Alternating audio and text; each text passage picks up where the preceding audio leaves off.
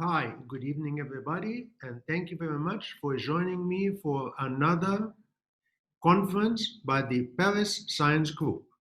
We are a group of people who started in Paris, and later on we spread to cover most countries in the world and all the continents. And our interest is science, and specifically biological science. And today will be another presentation in a series under the title of How to Use Science to Understand Love. And our topic for today will be how to succeed in finding true love, or common facts and myths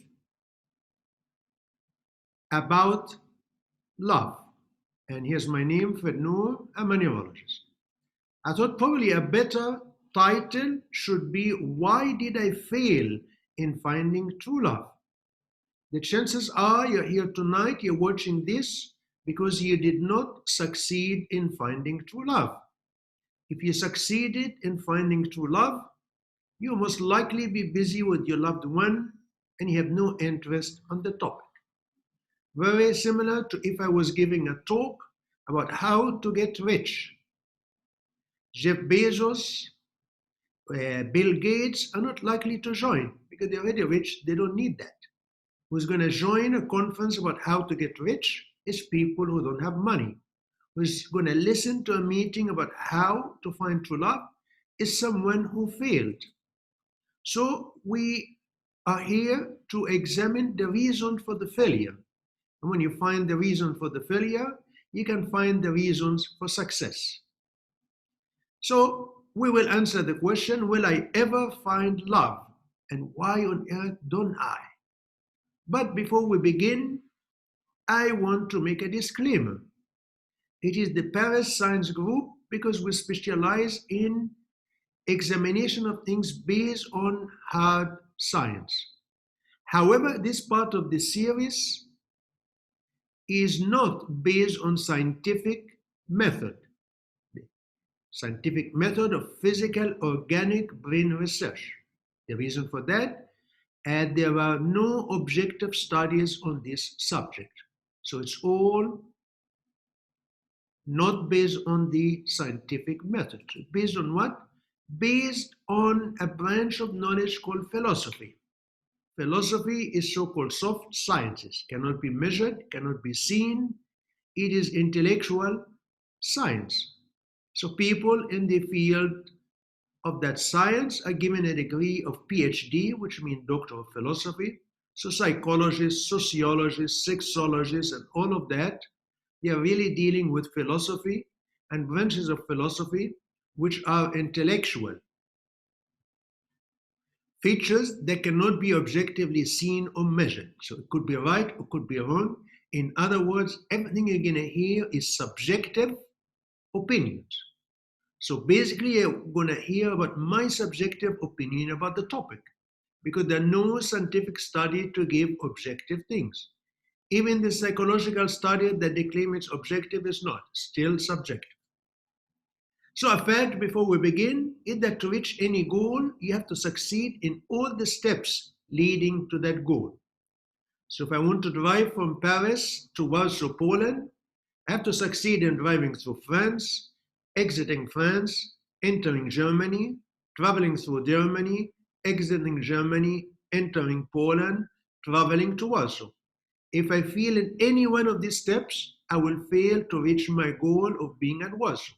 So to find true love, I have to succeed in all the steps that lead to that.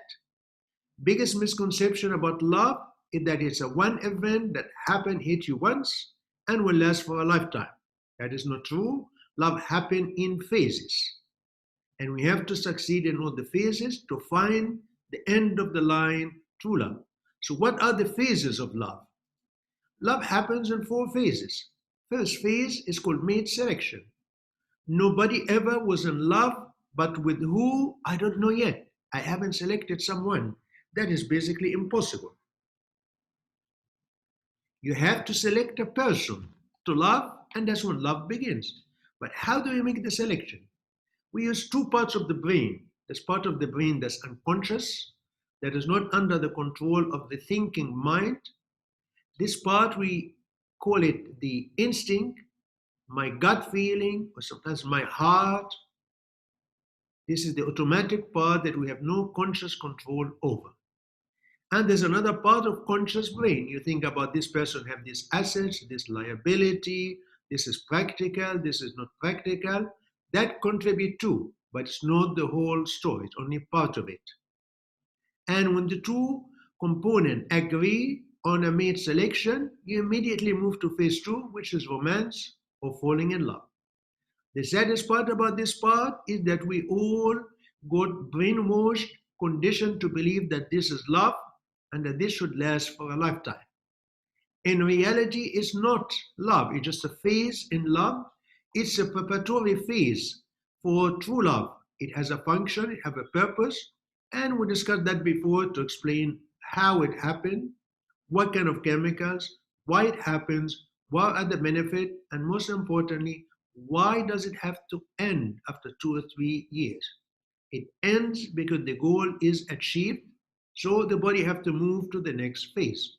Similar to the woman who is pregnant after 9 months, the goal of the pregnancy, which is to change the baby or the fetus from a microscopical size to be big enough for her to hold in her hands, is achieved. And as a result, that phase ends and the woman enters into labor. So romance after 2 or 3 years will end and we go into falling out of love. The sad part about that is we all think that falling out of love is the end of love. It is not. It's just a phase. It's similar to the woman in labor pain. It's not a sign that the pregnancy failed. It's not a sign that things are going badly and we should end the pregnancy. No, it's just a painful phase to go to the next part. And it has a purpose, it has a benefit, it has a reason, and we talked about that before. After we succeed going through falling out of love, we start to enter true love, which unlike romance doesn't come suddenly, comes gradually and slowly increase and increase over time. Like the woman who just had a baby, the love with him will grow more and more over the years and years as he gets older. So to succeed in finding true love, you need to navigate correctly mate selection. You have to listen to your unconscious brain, your instinct, your chemistry, your heart, and make sure that the person you're with is approved by that. If you don't try to make the mistake of using the conscious brain to convince yourself otherwise. It generally doesn't work. You have to have someone that you feel the chemistry is there. Then you think about the different assets and features that you like. And when you select him, you start the romance. 2 or 3 years and it will end. You should condition yourself to accept that. And you have to accept falling out of love. That is not permanent, it's temporary. You have to think about its value, its benefit, why it happens, how it happens. And then eventually with time, you go into true love and it will go. So we cannot talk about all of that in details tonight. So I'm going to focus on the most important steps, which is mate selection. And we covered the phases before, and they're all in YouTube. You can find it from my name, Dr. Fred Nour, or you can Google my name, and you probably find the links on YouTube, or you can go to YouTube. First part was mate selection by the unconscious brain. How does the instinct, the chemistry work? It's 1 hour and 7 minutes, and there's picture to guide you to find the video. The second part was mate selection using the conscious mind, the benefits and the liabilities of using the conscious mind. And it's again about 1 hour. Third part, we talked about romance. How does it happen? Why does it happen? The manifestation of romance and the purpose of romance. Next part was falling out of love. When it happened, why it happens, what are the benefits of that? Why did nature give us falling out of love as a phase for love? It did it for a reason. And finally, you go to the final phase, true love, as lasts you for a lifetime, if you are patient enough, if you are successful enough in achieving all these phases. And to help you understand a little bit more about that, we give one about genes and love. Talk about the physical structures in our brain that causes love and how the genes are not the same in all of us. And as a result, there is variation in our ability to love.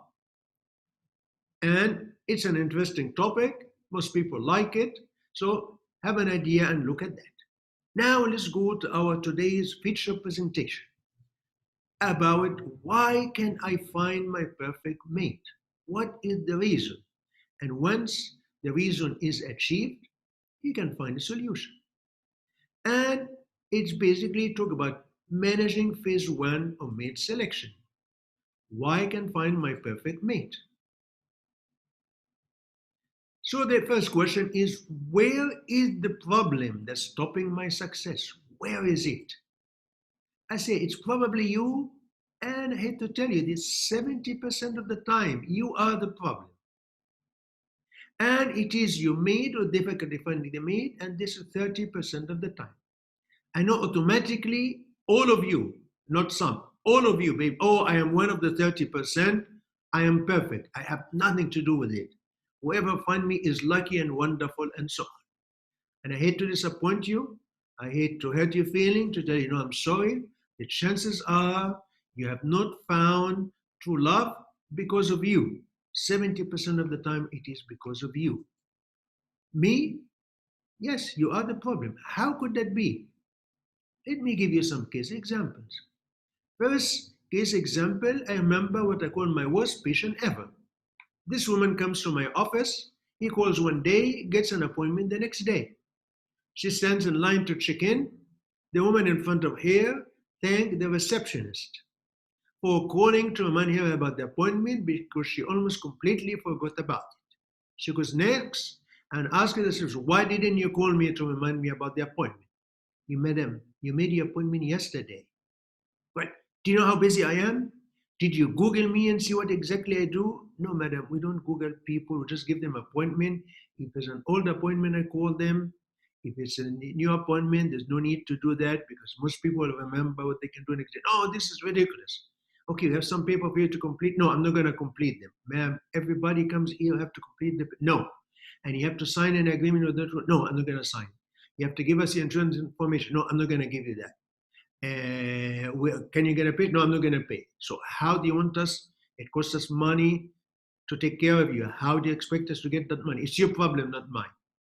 And she continued like that with everybody she meets in the office. She has to fight and make it difficult and make them resist very hard, saying to him, my God, you are such a pain. And she come to see me after 3 times or 4 times. She asked me a question. Okay, I heard you wrote a book about love. Yes, I did. Explain to me then, why is it that no man want to date me more than 2 months or 3 months? Every time I meet someone, I like them, we go out for about 2 months or 3 months, then he disappears. Why that? I had to mention, tell I'm sorry, I have to tell you the truth. The problem is you. You're extremely difficult human being. You are my worst patient ever. I mean, I'm not, I'm perfect. No, look what you did. Why did you do this? Why did you do that? Why did you do this? Why would anybody put up with that? Nobody does. You are the problem. Unless you fix your problem, nobody will ever want you. So the reason you cannot find someone is because you are the problem. Another example is a man with an ex-wife. A man met a woman, was nice to her, bought her present, took her out to places, bought her gifts, expressed her love to her, and so on. After a few years, she came one day and told him, I'm sorry, I don't love you anymore. I met someone else that I fell in love with. Thank you, goodbye, and she divorced him. After that, he started to look for a new woman. And every woman he meets, oh, she want me to buy a gift? No, I'm not going to do that. Why? Because I did that with my ex-wife and it failed, so I learned from it. I'm not going to do that. She want me to say nice things to her? No, I'm not going to say nice things to her. I did that to my ex-wife and it failed, so I'm not going to do that.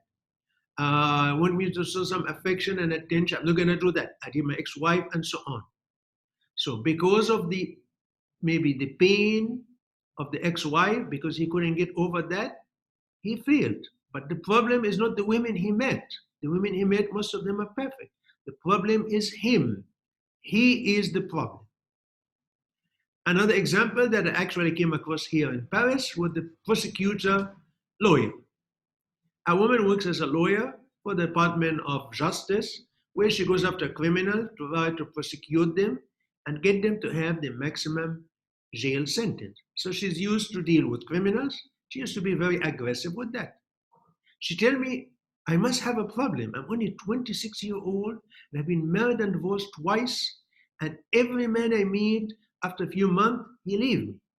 I just met a man that I like a lot. And I thought, he is the one. Went out 3 times. I was extremely happy. Then I just sent him an email. And he never responded back after that and disappeared. I don't understand it. I said, okay, send me the email. Let me see what you said to him that made him do that. And as I read the email, understood that they arranged to go out for dinner on Thursday night. She had some meetings that she had to rearrange so she can go and meet him for dinner. He had that morning his boss coming to tell him that the director for the European zone is coming to visit our branch in Paris and want to see an update of our projects. So could you please prepare a presentation for about 15 minutes to present to him tomorrow of where we are in our project that's under your direction. He was a project manager.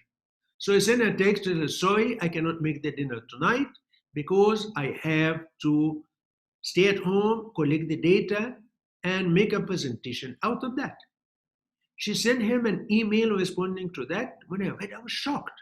It's very nasty, aggressive email, and all the contents are from her point of view only, no consideration for him at all about I did this, I did that, and so on. And it's almost like a prosecution lawyer going after a criminal, trying to push for the maximum sentence. Of course, he ran away. I told her every other man will run away. If anything, you're lucky that all he did was just not call you again, not come again. I told Paul, if it was me, I'll call you and tell you, who do you think you are? Try to me like this. You're extremely aggressive, and that's not going to work. So another example where it is the person, you are the problem, not the other side. So what are the solution? To find the solution, you have to acquire 2 skills. If you acquire them, you succeed. If you cannot, you fail. The 2 are introspection and acceptance. And we'll talk about them gradually one by one. Let's talk first about introspection. Definition. What is introspection? Intro meaning inside, spection meaning vision, meaning you get out of yourself, you go far away at a distance, and you look at yourself objectively. You get rid of all the emotions and try to look at yourself objectively, see what you did right and see what you did wrong. It is very difficult skill to have. Not everybody has it. Some people do not have it and will never have it. When I did my rotation in medicine, I found we all think in the same way, except one specialty, psychiatry. Psychiatry think in a totally different way. So most fields in medicine think about this, find the problem, and then find the fix for the problem. Psychiatrists don't do that. First problem, they say it's like you want to fix the car. First question is, can I open the hood to fix the car or not? If I can open the hood, then tell me what's wrong with the car so I can think about it. If I discover I cannot open the hood, doesn't matter what's the problem, I cannot fix it. I'm wasting my time. So when you see a psychiatrist, first thing they do is they look to see, do you have insight or not? Do you have introspection or not? If you have introspection, the ability to do introspection, then we can talk about what is your problem and how we're going to fix it. If you don't have the ability to do introspection, we are wasting our time and you're wasting your time. Better find a polite way to get rid of you, to make you go somewhere else, or send you to somebody to do psychoanalysis and all these things just to pass time until you get tired and leave. But in reality, as a psychiatrist, I know that without introspection, I cannot help you. How easy it is to find introspection, sometimes very difficult. I worked with a doctor, I did resident, Dr. Engel, he was a psychiatrist. And I just know him as a colleague. Then we finished the training. We went to Chicago, and I take the elevator in the hospital. She found he joined the same hospital. So we talked, and one of the problems initially for any doctor in America is that when you see a patient, you don't get paid for 3 to 6 months. As a result, you're going to be spending money for the first few months and not getting any money at all. After 3 or 6 months, you start to get the so-called cash flow. You get paid for the patient you saw before, you saw patient today, that you get paid for them later on, and the cycle keep going. So we do that. We do different things to try to support ourselves. Some save money. Dr. Engels decided he's going to work 1 day a week at the state high security jail. And he told me he decided to make sort of the best of it by doing a little experiment. What is the percentage of people in the high security jail that have introspection, that they can see they did something wrong? To go to that jail, you have to commit more than one murder. You have to murder at least 2 people. So he thought these are very sick people. They will see that they are, in a sense, did something wrong. So I ask everybody, why are you in jail? Oh, because I did this murder and that murder. Okay, what do you think about yourself? Do you think you're a bad person? And to his surprise, everybody saying, I'm not. It's the other guy, it's this and that. Everybody will justify murdering other people, but it's never him. Not a single one of them had introspection to see what they did. As a result, he realizes he is sort of just doing time there, but he's not going to be able to help them that much. I decided to do my own experiment. Maybe I felt jealous of him. Maybe I thought it's sort of a good idea. So I did my own experiment in a different topic. Divorce. You meet a lot of people that married and divorced. So I see someone divorced, I ask him, okay, what happened in the divorce? Was it your fault? Was it your ex? And everybody tell me, oh, it was my ex, he or she did this or that, he or she was terrible, he or she was that. I am great, I'm wonderful, I am the best human being ever there. But luckily for me, after 5 years, I found one and the only one ever I met in my life that believed that yes, the divorce was my fault. It was an anesthesiologist who told me that he went to college with another girl, and when in college they had the same lifestyle, meaning when he's busy studying, she is busy studying. When he is free time to go out, she's free time to go out, so they go out. So they have the same lifestyle and they got along very well. They were happy that they decided to get married at the end of the university or the college year, 4 years. And he said he didn't realize that he was in pre-med school, meaning after that he has to spend 4 years working very hard studying at medical school, then another 4 years in resident. He has 8 years. She has a business degree where she has no more education to do. She can just go to work, come home, have free time. She earns more money than him. And he said, as a result, the relationship is not balanced. She offers a lot and gets little. I offer nothing and get more. So after 2 years, she felt it's not fair. I cannot continue like this for 8 years. I'm wasting my life, sorry, goodbye. I said it wasn't her fault. It's normal human behavior. It was me who failed to realize that I have a long way and she doesn't. And maybe I should have waited the 8 years. And if we survive that 8 years, which probably we wouldn't, we can get married.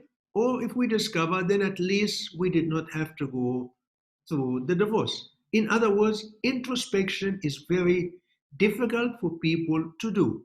So I'm asking you to do something that I know is very difficult, but you have to try your best. And with introspection, you can look at yourself and do a reality check. What is good about me? What have I done before that was successful? And what's bad about me? Why did my previous relationship fail objectively, not just the other side? The other side did something, but you also did something. What did I do wrong? What didn't I do? What shouldn't I have done? And based on the reality check, what you feel you did wrong, you can start to do self-improvement. I didn't do this, I should change it. The man or every woman, I'm not going to do this because of my ex-wife, whereas no, you're a different human being. You have done nothing to hurt me. You should not be punished for what somebody else did. Like you go to court, you don't expect the judge to tell you where I'm from. Iran, I had one before you from Iran committed murder, then you're guilty, you go to jail. It's unfair. He has to start fresh, take you on your own merits, and make a decision based on that. So let's look at some common problems that I see or that I hear about. Single most common problem are those that are non-fixable, mainly personality disorder. Personality disorders are not psychiatric disorder. Don't mix the two. Psychiatric disorders like schizophrenia, bipolar disorder is something different. It's physical, but it's fixable. Currently, something else called personality disorders like borderline personality disorder, narcissistic personality disorder, oppositional personality, and that is physical wiring in the brain. And at this time, we don't understand it. And at this time, we have no fix for it. So if you have a personality disorder, sorry, tough luck. Nobody will be able to help you, and you'll not be able to find a mate very easily. And whoever you find will eventually run away because of your personality disorder. But luckily, there are many fixable problems. Some are easily fixable, some are more difficult to fix. But statistically speaking, the most common cause for difficulty finding a mate is lack of time. Typical person among you, if we look at, is working full time, divorced and have kids that come and spend time with you. You have to dedicate the time for that. You have a house that you want to maintain, and maybe even you want to study so you can have a better job or get moved up. I need to squeeze in the middle of that, finding a mate. But you don't have the time. Finding a mate is a very time, energy consuming process. Takes a lot of effort, takes a lot of time. If you don't have the time, don't waste your time doing that because you will fail. You cannot meet someone and say, I can see every 2 weeks for about half an hour because I'm so busy, I have so much to do, I don't have time. It's not going to work. You're wasting your time, you're wasting your effort, you're setting yourself up for failure. So you have to find time to dedicate to that. Biologically, nature forces us to find time. You can be very busy, but you feel hungry. It doesn't matter how busy you are, you stop and you go to eat. You find the time to eat because your body needs it and you must do it. You have to do the same for the food of your soul, for love, finding a mate. You have to find the time. It's a must, just like eating. No matter how busy you are, you have to put important things aside to go to the most important, which is feeding your soul. But how can I do that? How can I free my time? I say first thing, do evaluate. Evaluate how you spend your time. You make a list of what you do every day of the week for the whole week. And at the end of the week, look at it. And as you evaluate it, you're going to start after that to eliminate certain things you do that you absolutely do not have to. You're studying for this master's degree, but then you don't have the time to look for someone. If finding love is important, then you can postpone the master's degree. You volunteer at Sunday school for 4 hours every week. Maybe you can postpone that. Maybe you don't have to do that for now, and so on. So you start to look at all the things that you do not absolutely have to do, and you have to eliminate it for the more important task of finding a correct mate so you can eventually find true love. You'll be much happier with true love than with all the other little things. And once you find a list of the things that you like doing, enjoy doing, more important, then you concentrate on them and spend more time with that mate than other things. You give them priority of how important they are to you and how important you are to your long-term happiness. And you spend more time on the one that gave you the most happiness, less time on the one next, and less time on the one next. Maybe the one at the bottom, I don't have to, it gave me happiness, but I can't do it. So by doing that, you can have free time. And with free time, you can devote the energy, the effort to find a mate and build a relationship.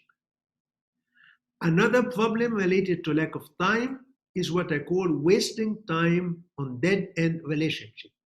I see many people that waste their time on a dead-end relationship. I remember distinctly meeting a nurse, and she talked to me later on about her life story. What happened? She said, I met a man when I was 25 years old. He was married, but I sort of fell in love with him, so I started to date him. He came to see me, and he promised me that he's going to divorce his wife, but this is later and later. And then the day I turned 50 years old, I realized, my God, it has been 25 years. He didn't marry me. Probably he wouldn't marry me. And I told him goodbye. But if it's sadly for him, my God, you spend your best time from age 25 to 50. Now it's very difficult to find someone. Now, if you do difficult to have children, why did you waste all this time when I did end a relationship? I don't know, it was easier to do that. No.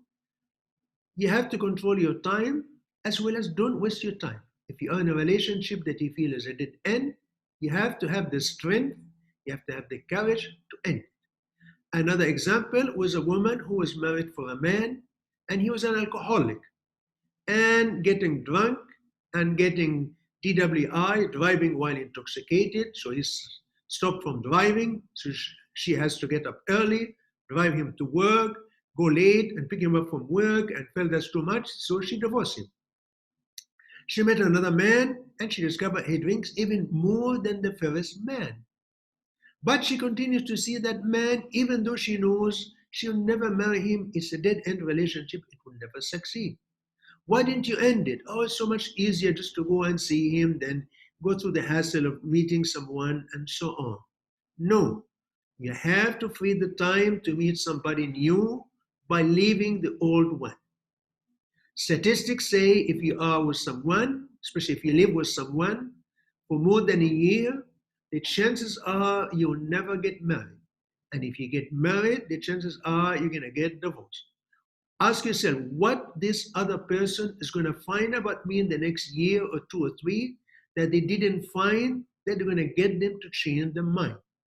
What am I going to find about that person in another 1, 2 or 3 years that's going to get me to change my mind and say, yeah, this is the one I want to marry. If you feel nothing new is going to come up, and if you're not sure today, you're not going to be sure after 1 year, you're going to be sure after 5 years, you're going to be sure after 50 years. So it's wise to stop wasting your time to say, well, I'm not sure about you after 1 year, or you're not sure about me after 1 year, after 2 years, and that's enough. Thank you, goodbye. So you can free the time to dedicate to starting fresh and finding someone new. Second problem is being stressed. Many of us lead a very stressful life. Life, as it becomes more modern, becomes more stressful. We don't have time when we do nothing. You used to have time at home. Nobody can call you because the telephone, no text messages, nothing. Now we're always working. Now we are on the metro, still on the phone, answering messages and talking to people and so on. So if you have a lot of stress, don't think that somebody wants to be with you. Nobody wants more stress. Don't think that people cannot tell that you're stressed. Everybody can. And nobody wants to be with someone stressed. As a result, you're going to fail, and it is you. You are the problem. You're too stressed. So you have to work on the stress, make a list of what's stressing you, and an action plan, what I'm going to do to eliminate that stress. I'm stressed because I want to buy this new elegant apartment and so on. Maybe I don't have to do it now. Maybe later on. Maybe forget about it. Remove that. And so on. I'm doing a job that I hate. Maybe change your job. Start looking for another job. But find out what is stressing you and change it. Unless you feel happy internally, unless you feel content, relaxed, you're not going to find someone who likes you. You're not going to find someone who wants to be with you. Other problem that it's you that are fixable is negative feeling from past relationship. Many times people had bad past relationship, and the negative feeling spill over to the new relationship, which makes it likely to fail. I give you the example of the man with the ex-wife. Yes, he had a woman, he offered her everything, and it failed. But he does not have to punish the new woman for what the other woman did. The new woman had nothing to do with it. The new woman should be treated fairly like everybody else. You should erase completely the negative feeling from past relationship. If you cannot, then don't waste your time. You're gonna be more hurt, more disappointed. Wait until you feel these feelings are completely gone. Another problem is fixing your parents' problems in your own life. We live in families, we see our patients, we sometimes discover that they're not very happy, and we try to fix their problems in our own lives. And that's wrong, because your parents had different genes from you, different mesh from you, they're going to have different problems for you. The best example I have is an aunt that I had that I was a teenager, but I know she's very emotional. She laughs very easily on minor things. She cries so hard on trivial little things.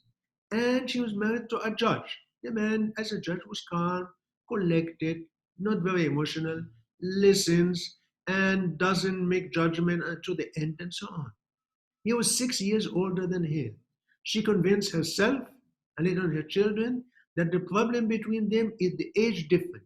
He's so old. He's 6 years older than me. The age difference is the problem. She had two daughters. All of them grew up believing that my parents were not happy together because of the age gap. As a result, the single most important features in a man I find is to be exactly my age. One of them had somebody who liked her, interested in her, but she found that he was 2 years older. No, he's too old. It's 2 years. No, no, no, no, no. It's too old. No, no, no. And the two got married to two men that were exactly their age. Sadly, both marriages were unhappy, unsuccessful, because the only criteria was fixing their parents' problems in their own lives, and that didn't work. Their diagnosis of their parents' problem was wrong. As a result, the treatment failed. So don't try to fix your parents' problems in your own life. You're separate from them. You have different genes from them. You have different life. Everything is different. So learn from it a little bit, but don't have it change that. Another big problem is perfectionists. Perfectionists can only see the facts. They don't see what is positive. I am perfectionist myself. I had to struggle with that most of my life. But I learned gradually to accept that life is imperfect and this is normal. I tried to teach myself to look at the positive, not the negative. A woman was telling me here that she has difficulty finding a mate because just she doesn't find the perfect one.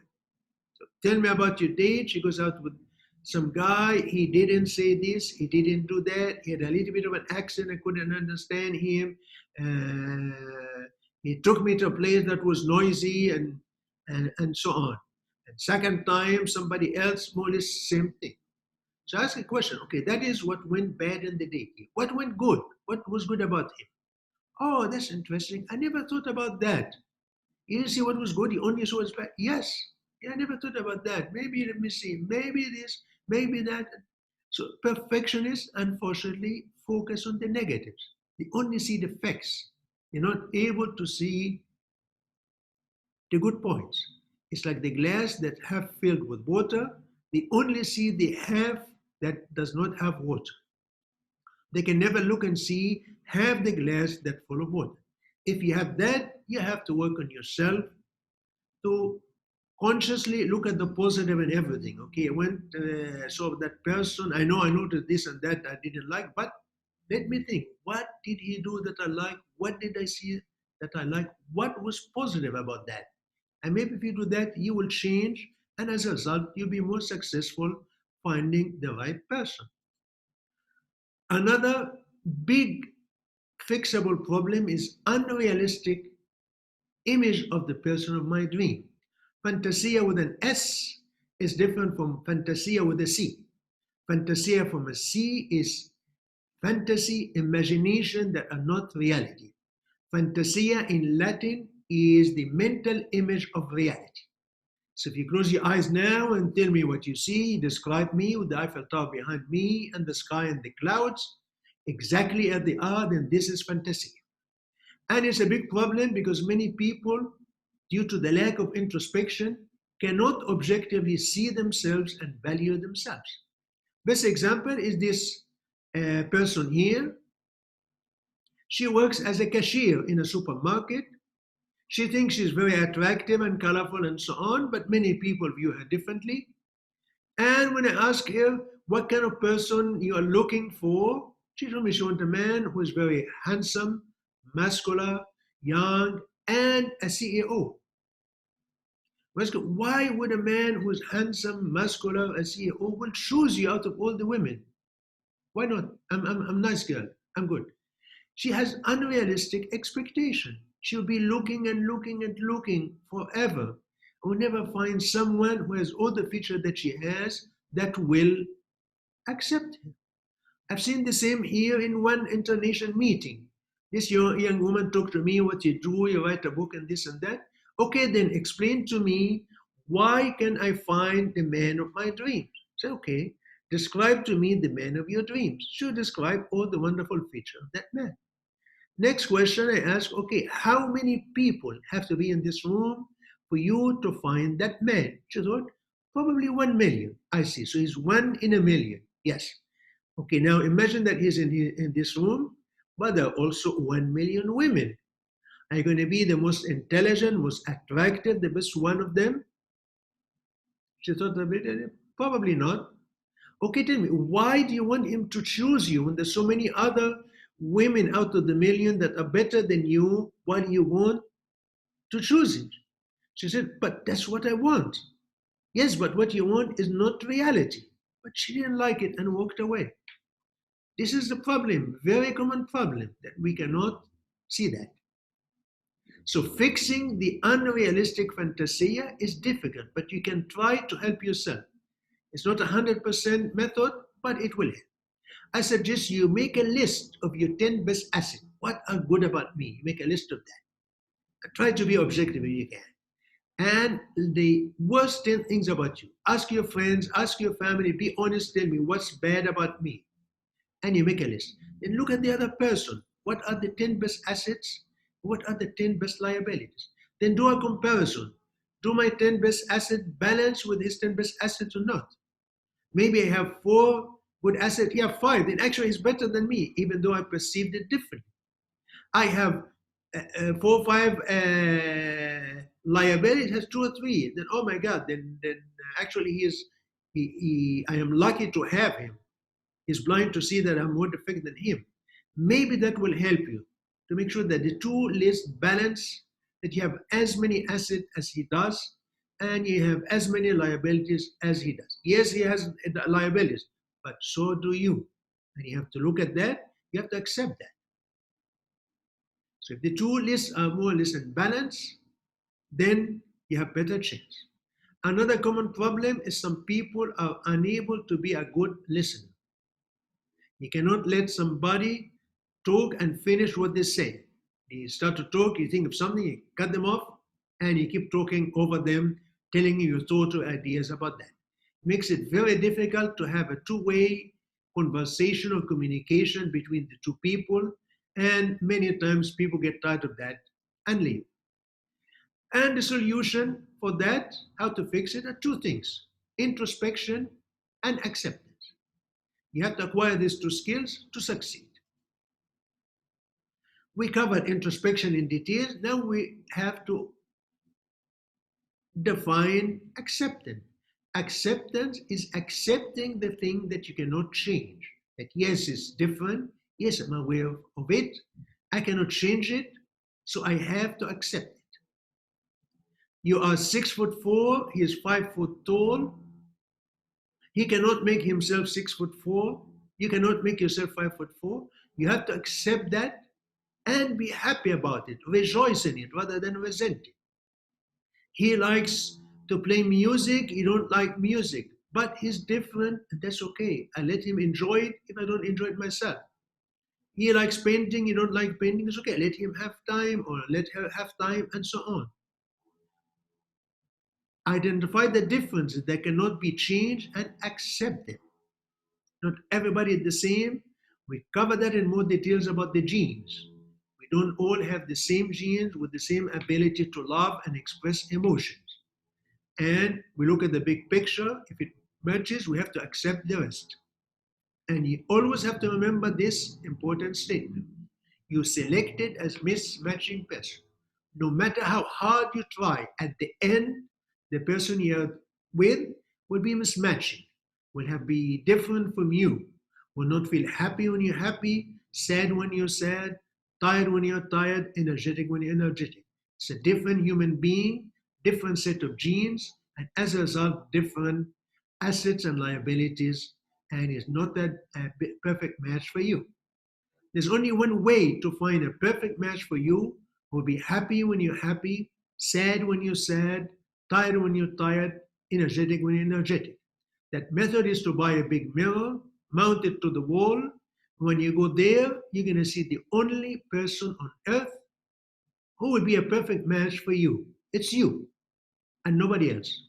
If you are unhappy, I'm lonely just by myself, I want somebody else, then you have to acceptance that there will be mismatching, there will be differences.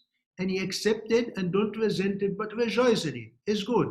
I don't like music, you like music, that's good. I like painting, he doesn't paint, it's okay, no problem. You have to find a way to accept the differences and rejoice in it. One of the big areas is gender differences. They are not character defects. Sadly, many of us, especially the older one, were raised in the days of the women lib movement. And they try to do these fake studies to prove to everybody that men and women are exactly the same, no difference at all, except in the shape of external genitalia, and that's it. Everything is exactly the same. And many of us were brainwashed to believe that. I personally had that.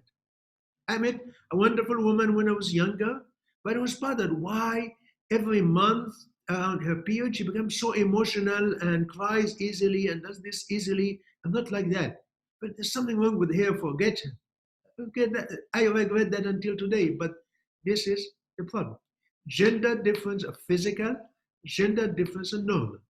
I remember a woman coming very stressed and upset because she was talking to her husband about the first date, which was like 10, 15 years ago. He remembered that they went to see a movie, then went to an ice cream place and had ice cream. So she asked him, what ice cream flavor did you order? What ice cream flavor did I order? I have no idea, I don't remember. What? I remember it very well. You ordered this flavor and ordered that flavor. How could you? You don't love me then, you're faking it all this year, so upset about it. And when they talk to me, I don't, I'm sorry, it's gender differences. Women pay attention to different things than men, and men pay attention to different things than women. It's gender differences. And luckily, somebody wrote a book called Men Are from Mars, Women Are from Venus, to try to preach again that no, there is genetic differences. Men are men because they have the Y chromosome. That Y chromosome have millions of code that does millions of things in the body, not just to change the shape of the external genitalia. It wouldn't take that use gene. So the physical differences between us, we have to recognize it, we have to accept it as not a defect, not a character difference. She's not wrong because around her period she gets emotional. That is gender difference because of the hormones, and it's physical. So we have to accept that. I remember another patient that was stressed because her husband is always upset for the same reason. She gets emotional around her period. He came with here and told me that. And my answer, well, look at your wife. She's a very feminine woman. Why is she very feminine? Because she has high levels of hormones. That hormones will have that effect. If you don't want that, then find another woman who is more muscular. So she will not have the high hormones. Say, no, I like that my wife is very feminine. Okay, you cannot have the hormone do one thing and not the other. Either have both or don't have both. So no, I guess I have to live with it. Later on, she came to say, oh, thank you very much. He completely changed his attitude, realized that this is physical. I cannot change him. And overall, still worth the other happiness he have being with me, just put up with 2 or 3 days of that, and we're happy. Because he realized that there's gender differences that cannot be changed. So that's very important for you to know. Also, avoid overreading people. Many times people jump to conclusion very quickly. Oh, he coughed twice, that's it, he has tuberculosis. No, maybe an allergy, maybe just the air was. No, no, no. Oh, he didn't put sugar in his coffee, then he must be diabetic. Oh, he must be that. Avoid overreading people. They teach us in medical school that when you see a patient, you don't make a diagnosis or think about it. You don't even think until you finish taking the history, examining the patient, and then you start to decide, now based on all of that, what I decide. If you try early to jump to conclusion, you will end up being wrong. You have to give people a chance, enough time. The problem has to be consistent for you to make it a fact. Another problem is the fear and the lack of courage. Fear is an instinct. Fear comes from the unconscious brain, from the limbic system for our protection. Courage comes from the conscious brain. Courage is an active process because courage comes from the new brain. It consumes more energy and more difficult to do. Fear is more instinctive and easier and consumes less energy. That's why there's more fear and less courage. But if you want to find someone, if you want to find true love, you have to take risks. You have to have courage. What if I cut my hair short and he doesn't like it? You don't know that. There's a possibility. But you have to take the risk. What if I say this, he doesn't like it? It might not. You have to say it and do it and take risks and accept the results happily. Okay, that was wrong. I'm sorry I said that was wrong. Or maybe I didn't, but have courage. Unless you have courage, you will not succeed. I met many people living in miserable marriage for 30 and 40 years. Why? I'm afraid if I leave, what will happen? It's the fear that kept me unhappy for 40 or 50 years. I have some stories like that in the book. And unless you have the courage to take risks, you're not going to change your life, you're going to be happy. Another feature to realize, to accept the separateness, that you and the other person are two separate human beings, and sometimes you need to be separate. People who want to be with someone 24/7 non-stop, they're not normal people. They have the so-called dependency. It is sick. It is normal for you to have your time when you go and do your own things, and for him to have his time when he go and does his own thing. It doesn't mean that you're being neglected or that you're neglecting him when you go and do your things. So you have in your mind realize that I'm separate from him or she is separate from me. So he or she has to go and do what they have to do, and I can enjoy the separate thing that I like at the same time. So when we see each other again, we are both refreshed to enjoy the company. So the other part, 30% of the time, is your partner is the problem. You're fine, you're perfect, which I'm sure all of you realize that you are. And now this is the part that matters to you. Most likely, none of you found anything that makes it difficult for them to find a mate, but that's okay. And one, I call it the tomatoes at the market. I like tomatoes. I go to the marché every Saturday morning to buy tomatoes. And I discovered that when I go at 8 o'clock in the morning, I find a lot of good tomatoes. When I go at 10 o'clock in the morning, I find very few good tomatoes and a lot of bad tomatoes. When I go at noon, I find a lot of bad tomatoes and very difficult to find good tomatoes. Why that? Does the tomatoes go rotten between 8 o'clock and noon in 4 hours? No, they don't. Tomatoes at 8, 10, and 12 are exactly the same. So why the difficulty? Because at 8 o'clock, a lot of people go and they pick up the good tomatoes. By 10 o'clock, most of the good tomatoes are gone, very few are left. By noon, all the good tomatoes are gone, and only, in a sense, the bad tomatoes are left. It is the same for us. When we're young, when we're in high school and college, we find a lot of good people, and it's very easy for us. The longer we wait, the more difficult it is, because the supply in the market is less. All the good people found someone, fell in love, and they experienced true love. Those that are left are those that have a little bit of problems. So don't think that the longer I wait, the better are my chances of success. No, it's the opposite way around. The longer I wait, the more difficult it's going to be because there will be less people. As a result, as you get older, you have to adapt to that by changing expectation. Don't expect to find perfect tomatoes at noon. You have to accept some imperfections.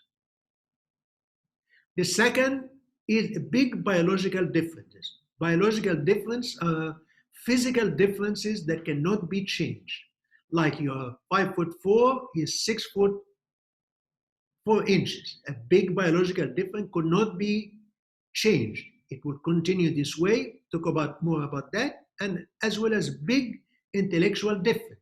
This big difference in the mind could be difficult to fill, or if it's not very big, you can fix it. So if it's mild or moderate, you can. So what are the examples of the big differences?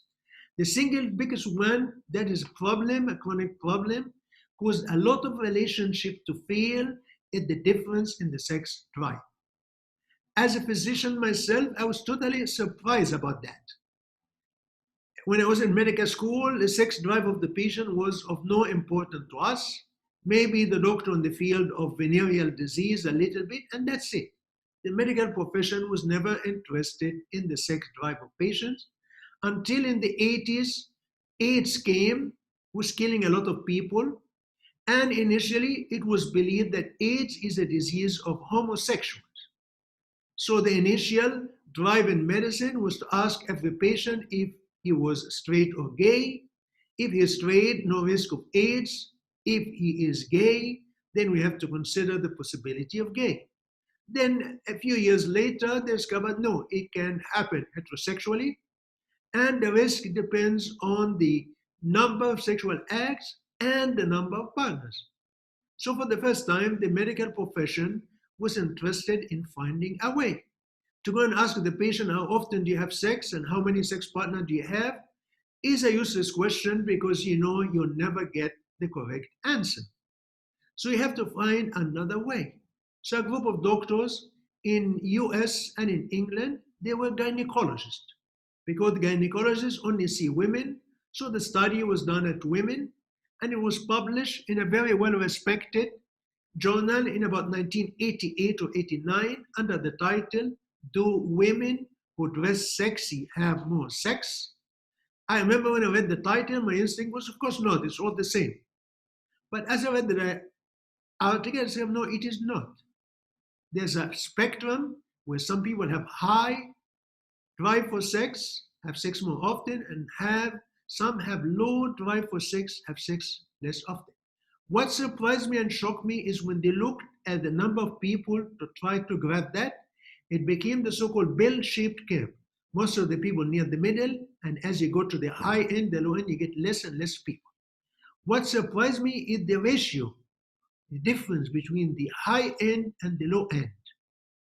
The people at the bottom 10% and the bottom high percent had a ratio of about 200 times. In my mind, I thought probably the high end would be twice as much or something. I was shocked, 200 times. That means for a person at the low end, the other person high end will have sexual activity 200 times. 200 times. You put these two people together, one of them will be very unhappy. As you move to the center, like the top 25%, the bottom 25%, like 30 or 40 times. Still, there's a big difference. The point I want to make sure is to realize that the sex drive is very big spectrum. It's not emotional, it's not based on your race, it's physical. And this study did a beautiful job identifying that. Women that are at the high end, for example, start their menstruation at a younger age, at the average starting age of 13, they start at 12 and 11. And I thought if you start early, you finish early. No, actually the opposite. When they start early, you finish later. You finish at 52 and 55.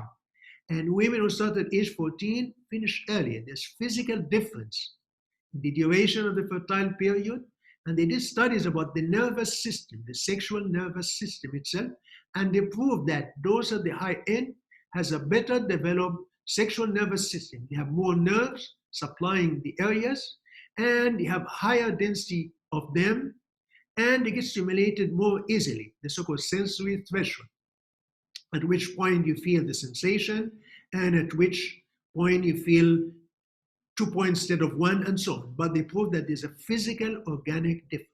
So if you meet someone with a big difference in the sex drive, don't waste your time. It's not going to succeed. At the end, you split up because of that. It has to be a gap just big enough to be filled one way or the other. But big differences are not.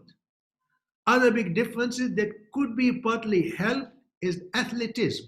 Some people like to exercise and find so much in doing that. Some people don't. Causes a problem, could be partially fixed. It's not usually a major thing, but just causes a little bit of unhappiness in some partner. Different in culture. There is a difference in culture. Every culture have its own rules of how the men and the women should behave, and they expect that to happen. And when it doesn't happen, they feel disappointed. It's only initially. Cultural difference changes with time. I learned that from a friend here who is Ukrainian, and she had a marriage agency helping men from other countries marry women from Ukraine. And based on 20 years experience or something in the field, she found that the biggest problem is men from other countries don't understand the Ukrainian culture and try to treat the women the same way they do in their own culture. And women are shocked and surprised, and as a result, feel afraid and run away. She gave me an example of a French man who met a Ukrainian woman, liked her a lot, she liked him a lot, but he didn't realize the cultural difference and told her that, okay, when you come to France, I'm going to send you to school to learn this and that so you can work and help me earn more money. The culture in Ukraine, women are conditioned. The man wants to marry you so you can stay at home, have children, and have a house and so on, and he support you. If you're going to work and support yourself, what do you need him for? So, sure enough, the woman after that didn't want to see him.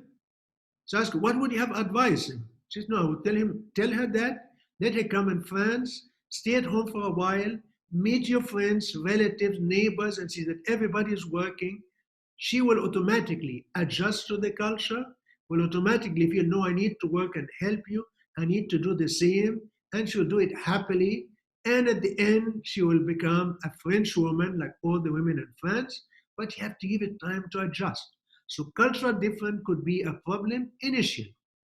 Some are aware that yes, there are cultural differences, and we have to be aware of that, and we have to try to adjust to that. Some people are not as conscious. Another problem that's sometimes difficult to gap or to fill is financial management. Some people spend money easily, some people are very tight with money and spend money very carefully. If the gap is big, could be a problem. If the gap is mild or moderate, some arrangement could be made. Like I had a friend, he was careful with his spending, married a woman who spent money for very easily. I told him, why didn't you set a budget for her, give her money to spend on whatever she wants, but when that money is done, that's it. He did that, and eventually they were happy together. She asked for the budget to go up a little bit, this and that, but she was happy that she had that money, can spend it in 1 day, 1 week, 1 month, it's her problem. And he got this situation under control. So some of that could be a problem, cannot. IQ, big IQ can be a problem. The high-end IQ person gets tired of explaining to the other one, why do we do this, why do we do that, and so on. And the low IQ one feel he's so complicated, everything is a big issue, everything is so fine details, it just is terrible. I want things simple and easy and so on. It causes a problem.